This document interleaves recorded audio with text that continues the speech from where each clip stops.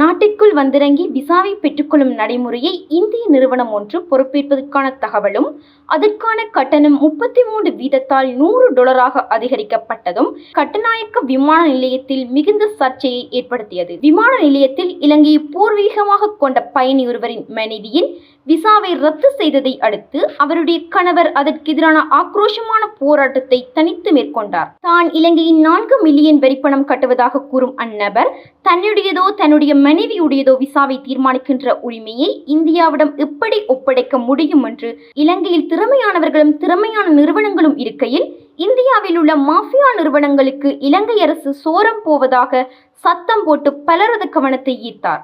அந்நபரின் போராட்டம் சமூக வலைத்தளங்களில் வைரலாகி பெரும் பேசுபொருளாக மாறியுள்ளது. I'm sorry, sir. I'm really sorry, but I'm Sri Lankan. It's not our issue. I know, I understand. I totally understand, but I'm really happy that you are here. But look at this educated gentleman, Sri Lankan gentleman, Sri Lankan people. This is Sri Lankan, yeah. And this Indian guy, my wife is here right now, and I want to get a visa. That guy is refusing my visa. How can Indian guy decide my visa situation for my wife? How can Indian decide this? This is Sri Lanka. I'm a taxpayer of this country. I pay tax like more than 4 million rupees per every year. I'm a taxpayer of this country and I can raise my voice. How can you talk to me like that? How can you talk to me like that? This is completely, my friend, you are from Gold, I know you. This is Indian company here. They are issuing visa for all tourists and taking money from all these tourists. How can it be possible? Sri Lanka has multiple industries. Lanka මෙච්චර ව්‍යවසායකයෝ ඉන්නවා, ලංකා මෙච්චර ව්‍යාපාරිකයෝ ඉන්නවා, මෙච්චර ව්‍යාපාරිකයෝ ඉතින් ලංකාවේ ආණ්ඩුව එකතුලා Indian කුළු කොල්ලට කඩේකට දීලා තියෙනවා, ඉන්දියන් කඩේකට දීලා තියෙනවා මේ ලංකා වීසා ඉෂු කරන්න. Just a question. Dollar 30 Lanka visa issue කරන්න ඉන්දියන් කඩයක්. මේ ඉන්දියන් කඩාරේ. How many hours? ඉන්දියන් හොරු. मेरा तुम्हारे लंका विप्रो राज्य आया तो राज्य process government is selling Sri Lanka government is selling government process to Indian companies. This Indian mafia. This is Indian mafia issuing visas.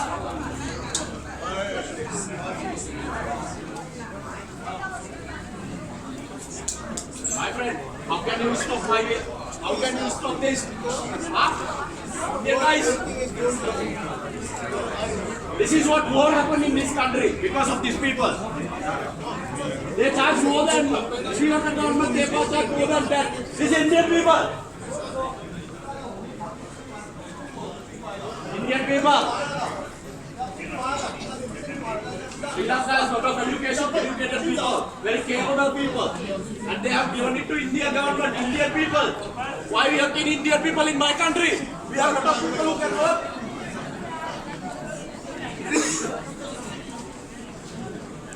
No, we need to. My friend, do my visa. Otherwise, I will sit here and I will talk in morning. You are Indian people. You are Indian people. I'm a local taxpayer. You take visa. Give the passport. This is my passport. You have to do. No. We are local people. No. Why should I? I'm a taxpayer of this country. Why should I stay like? I'm a local person. She requests visa, but I request on behalf of her. I'm a local person. Sri Lankan people. You are Indian people. If you are Indian, if you are handling this, why these tourists wait here? These people, long time stay flights. Long time. Why these people long stay? 2 hours, 3 hours can stay here. Your people not capable enough to do this. Your people are not capable. Like your country, your country people. Your people not capable. Yeah. We have a human rights. How can you tell me lower my voice in my country, in my own land? So that's why I'm telling you, this is the passport. So then, you are Indian. This is the Indian mafia. These people, Indian people, started a war in our country. Also funded government, this country government funded it. Now, this Sri Lanka has got of educated people who can handle this capably. These educated people here. These people can handle this, but these guys now taking because of money. They charge you a lot of money for this. Sri Lanka government very cheap for this reason, but these people charge a lot of money. Sri Lanka guys can take nobody. This guy is Indian mafia. இவ்வீடியோ வைரலானதை தொடர்ந்து சம்பந்தப்பட்டவர்கள் உடனடியாக அதற்கு பதிலளித்துள்ளனர். வெளிநாட்டவர்களுக்கு visa வழங்கும் அதிகாரம் தொடர்ந்தும் குடிவரவு திணைக்களத்திடமே இருப்பதாக ஜனாதிபதி ரணில் விக்ரமசிங்கவின் சர்வதேச விடயங்களுக்கு பொறுப்பான இயக்குனர் தெரிவித்துள்ளார். அவர் மேலும் தெரிவிக்கையில், விசா விண்ணப்ப படிவங்களை பெறுவது, ஆவணங்களை சரிபார்ப்பது போன்றவை மட்டுமே நாட்டுக்கு வெளியே உள்ள நிறுவனம் ஒன்றுக்கு வழங்கப்பட்டுள்ளதாக தெரிவித்தார். சம்பவம் சமூக வலைதளங்களில் வைரலானதை தொடர்ந்து இந்தியா மீது மிகுந்த குற்றச்சாட்டுகள் வைக்கப்பட்டது. இது தொடர்பில் கொழும்பில் உள்ள இந்திய உயர்ஸ்தானிகர் ஆலயம் வெளியிட்டுள்ள செய்திக்குறிப்பில், இவ்விடயத்தில் குற்றஞ்சாட்டப்பட்ட நிறுவனம் இந்தியாவிலும் இல்லை, இந்திய நிறுவனமும் இல்லை, இதன் தலைமையகமும் வேறெங்கோ உள்ளதாக தெரிவித்துள்ளது. இந்த விசா விடயத்தை கையாள்வதற்கு VFS குளோபல் என்ற நிறுவனம் செப்டம்பர் 2023 அமைச்சரவை அங்கீகாரத்தோடு அனுமதிக்கப்பட்டதாக அரசாங்க தகவல் திணைக்களம் அறிவித்துள்ளது. இதற்கு மாறாக அறிக்கைகள் வெளியிடும் அதிகாரிகள் மீது நடவடிக்கை எடுக்கப்படும் என அரசாங்க தகவல் திணைக்களம் எச்சரித்துள்ளது.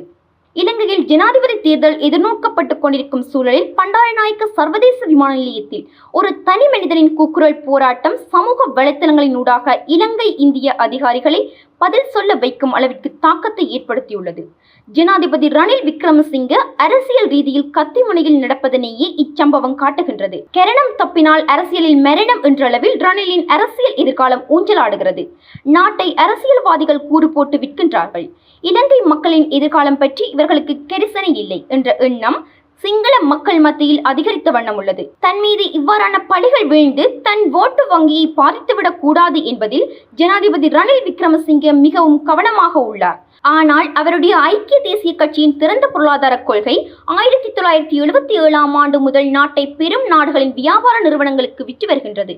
வெளிநாட்டவர்களுக்கு விசா வழங்கும் நடைமுறையில் உள்நுழைக்கப்பட்டுள்ள VFS குளோபல் நிறுவனம் இலங்கைக்கு பயணிக்கும் வெளிநாட்டவரின் விசா கட்டணத்தை 33% $100 அதிகரித்துள்ளது. ஆனால் பயணிகளை மணித்தியால கணக்காக காக்கவும் வைக்கின்றது.